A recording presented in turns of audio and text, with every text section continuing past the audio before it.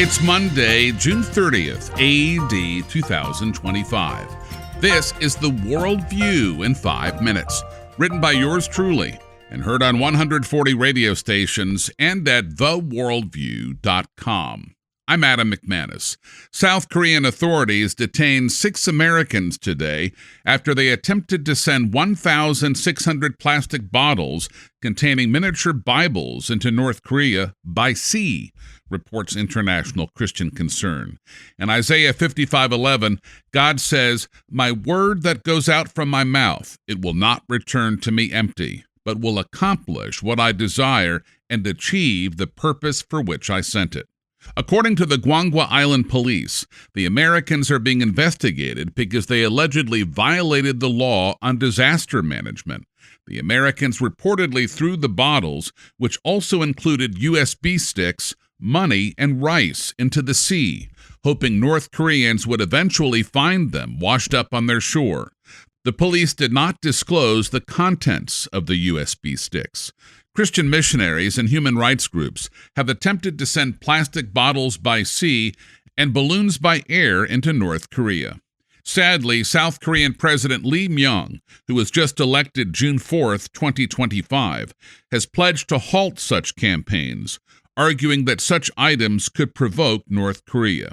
According to Open Doors, North Korea is the most dangerous country worldwide for Christians.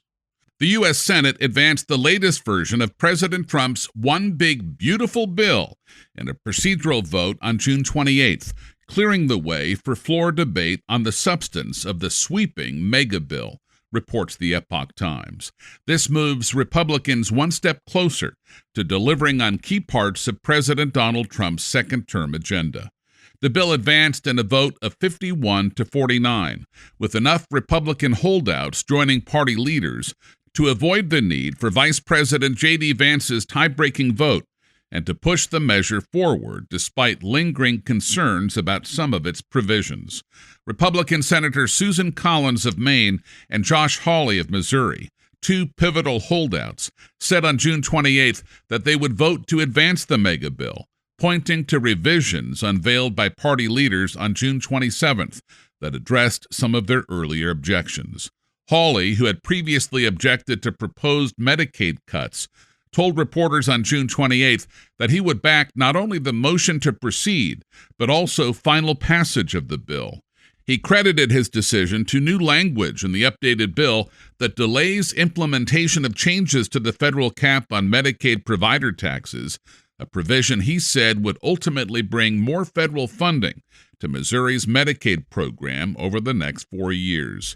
In an attempt to delay passage of the bill, Senate Minority Leader Chuck Schumer of New York and his fellow Democrats required that the clerks read the entire 940-page bill out loud, which took 15 hours, 55 minutes through yesterday afternoon, reports CBS.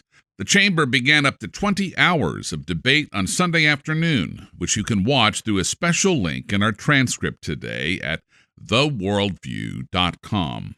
Senate Majority Leader John Thune expects a final vote on the package sometime today. There were 2 Republicans who voted against advancing Trump's big, beautiful bill, reports TheHill.com.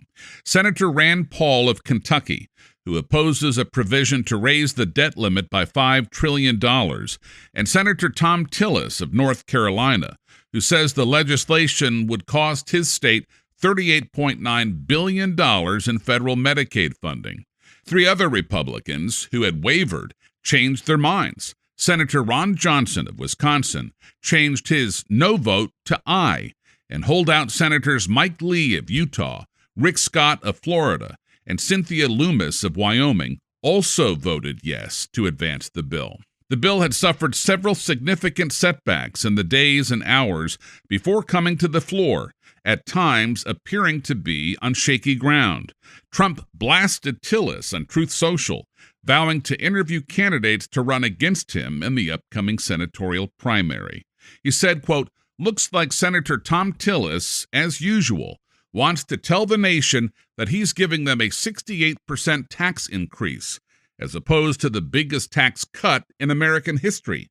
America wants reduced taxes, including no tax on tips, no tax on overtime, and no tax on Social Security, interest deductions on cars, border security, a strong military, and a bill which is great for our farmers, manufacturers, and employment in general.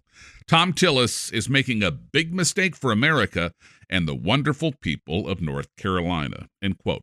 Just one day after drawing President Trump's ire for opposing the party's sweeping domestic policy package, Senator Tillis surprisingly announced that he will not seek a third 6-year term in 2026, reports The Guardian. President Trump's big, beautiful bill still includes language to stop forced taxpayer funding of Planned Parenthood and big abortion for 1 year, reports LifeNews.com. The good news is that Planned Parenthood defunding is retained in the final version of the bill, but the bad news is that the 10-year funding ban has been scaled back to just 1 year. According to Planned Parenthood's latest annual fiscal report, the organization killed more than 400,000 babies through abortion in 2023 and 2024 and received nearly $800 million from taxpayers. Susan B. Anthony, Pro-Life America President Marjorie Dannenfelser, said, quote, "The One Big Beautiful Bill Act that stops forced taxpayer funding of the abortion industry has been retained in the Senate bill, as we were confident it would, though for 1 year. This is a huge win," end quote. Jeremiah 1:5 says, "Before I formed you in the womb, I knew you. Before you were born, I set you apart." Call your 2 U.S. senators ASAP on Monday at 202-224-3121 to urge them to retain the defunding of Planned Parenthood in the bill. That's 202-224-3121. Last Friday, the Supreme Court handed the Trump administration a major win by allowing it, for now, to take steps to implement its proposal to end automatic birthright citizenship, reports NBC News. That was meant for the babies of slaves. It wasn't meant for people trying to scam the system. In a 6-3 vote, the court granted the request by the Trump administration to narrow the scope of nationwide injunctions imposed by judges so that they only apply to the states, the groups, and the individuals that sued. This was a big decision, an amazing decision. The White House said, quote, "Since the moment President Trump took office, low-level activist judges have been exploiting their positions to kneecap the agenda on which he was overwhelmingly elected. Of the 40 nationwide injunctions filed against President Trump's executive actions in his second term, 35 of them came from just 5 far-left jurisdictions: California, Maryland, Massachusetts, Washington, and the District of Columbia. Now, the Trump administration can promptly proceed with critical action to save the country, like ending birthright citizenship, ceasing sanctuary city funding, suspending refugee resettlement, freezing unnecessary funding, and stopping taxpayers from funding transgender surgeries," end quote. Appearing on Fox News Channel, Jonathan Turley, a George Washington University Law School professor, explained that this is a major victory for Trump. This is a huge win for him. It does negate what has been a stumbling block. These judges have been throwing sand in the works in many of his policies, from immigration to birthright citizenship to DOGE cuts. That will presumably now be tamped down.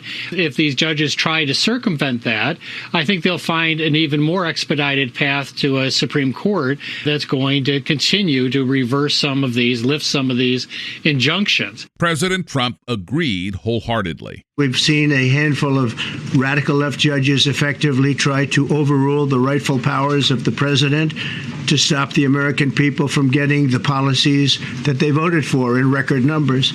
Professor Turley was shocked by the forcefulness of Amy Coney Barrett's 96-page majority opinion, which took on leftist Justice Ketanji Brown Jackson, the author of the 20-page dissent. Barrett wrote, quote, "We will not dwell on Justice Jackson's argument, which is at odds with more than 2 centuries worth of precedent, not to mention the Constitution itself.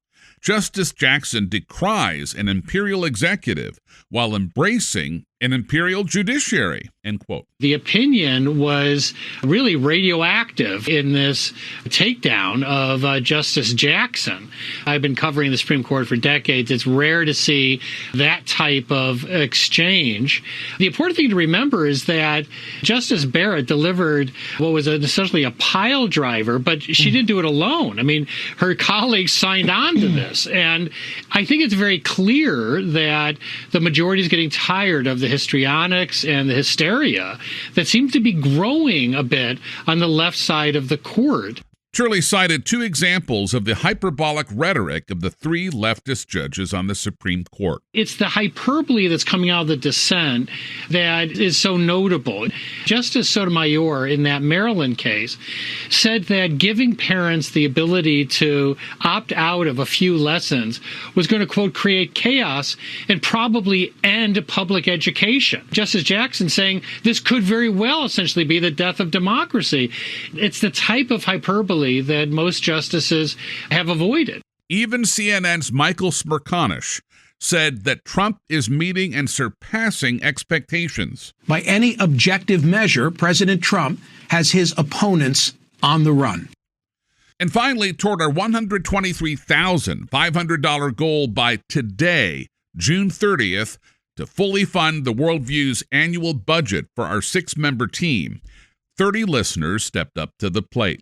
Our thanks to Frederick in Kennesaw, Georgia, who gave $20, as well as Michael in Abbotsford, British Columbia, Canada, Kenyon in Merritt Island, Florida, Leslie in Florham Park, New Jersey, Augustine in Auburn, California, Anastasia in Beausejour, Manitoba, Canada, and John William in Sapporo, Hokkaido, Japan, each of whom gave $25.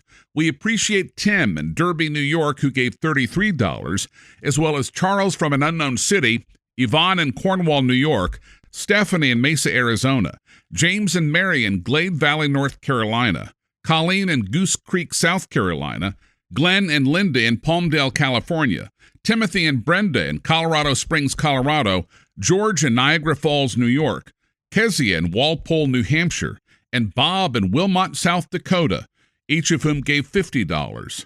We're grateful to God for Samuel in Bartlett, Tennessee, Elizabeth in Cordova, Illinois, Amy in Snohomish, Washington, Kevin in North Bend, Oregon, Carl and Mary in Chaska, Minnesota, and an anonymous donor through the National Christian Foundation, each of whom gave $100. And we were touched by the generosity of Toby, age 17, Koa, age 15, Jedediah, age 14, and Kensington, age 11, and Star, Idaho, who pooled their resources and gave $140.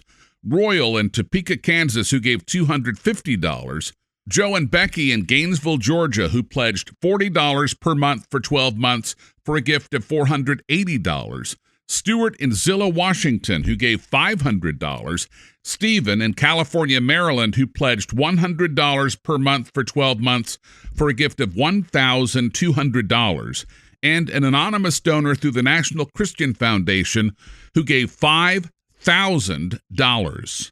Those 30 Worldview listeners gave a total of $8,873. Ready for our new grand total? Drum roll, please. $112,959.55.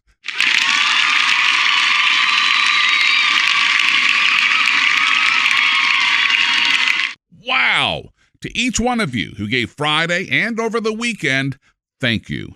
That means by tonight, we need to raise the final $10,540.45 on this Monday, June 30th, our final day to get across the finish line to fund the 6-member Worldview newscast team. We need to find the final 5 people to pledge $100 per month for 12 months for a gift of $1,200, and another 8 people to pledge $50 per month for 12 months for a gift of $600.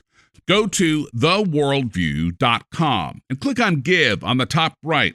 If you want to make it a monthly pledge, click on the Recurring tab.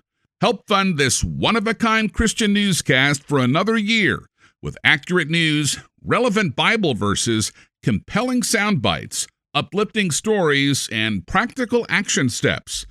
Proverbs 12, verse 22 says, "The Lord detests lying lips, but he delights in people who are trustworthy." We aspire to earn your trust as we report on the news. Stand with us now so we can continue to accurately report the last 24 hours of God's providential story. And that's the Worldview on this Monday, June 30th, in the year of our Lord 2025. Follow us on X or subscribe for free by Spotify, Amazon Music, or by iTunes or email to our unique Christian newscast at theworldview.com. I'm Adam McManus. Seize the day for Jesus Christ.